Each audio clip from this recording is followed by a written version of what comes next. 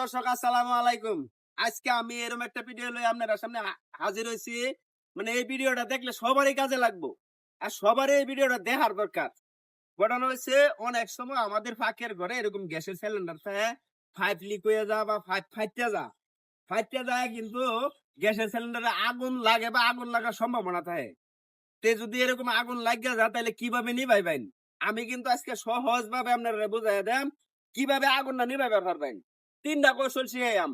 এই তিনটা কৌশল যদি আপনারা শিক্ষা রাখেন তাহলে কখনো গ্যাসের সিলিন্ডার যদি আগুন লাগিয়ে যায় কখনো দুর্ঘটনা ঘটবে না। দুর্ঘটনার হাত থেকে আপনারা বাঁচতে পারবেন।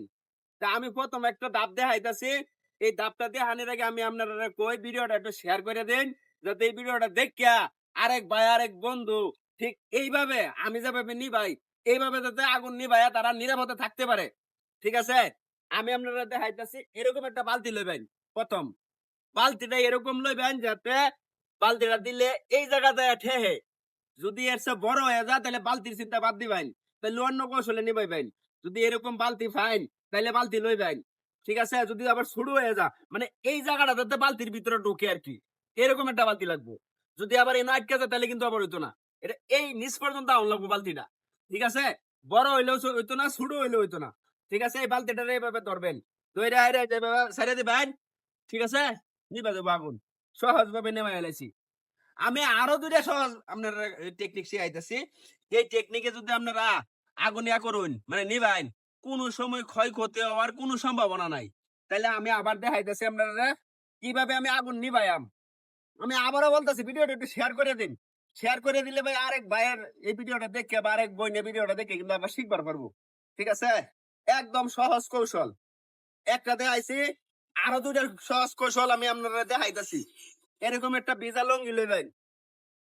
ভিজা লঙ্গিটা লইয়া হাইরা চিপবাই না, না চিপবাই লঙ্গির দুই মাথার মাথায় ধরবাই না এইভাবে।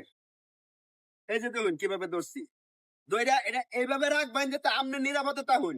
মানে লঙ্গির এই সাইডে আপনি থাকবেন। ঠিক আছে, বালতিটা একটু টান দেও। এই যে এভাবে ধরবেন, দইরা হাইরা নিরাপদে আস্তে, মানে এত আতা বাতা করুন নতুন না, দৌড়াদৌড়ি করুন নতুন না, ছুটাছুটি করুন নতুন না। এই যে এটা এভাবে ধরবেন, দইরা হাইরা যেভাবে ধরে দিবেন। ঠিক আছে, সহজ ভাবে কিন্তু নিমবে গেছে। আমি আরেকটা কৌশল শিখাইলাম। এই কৌশলটা একদম সহজ এবং একদম নিরাপদ।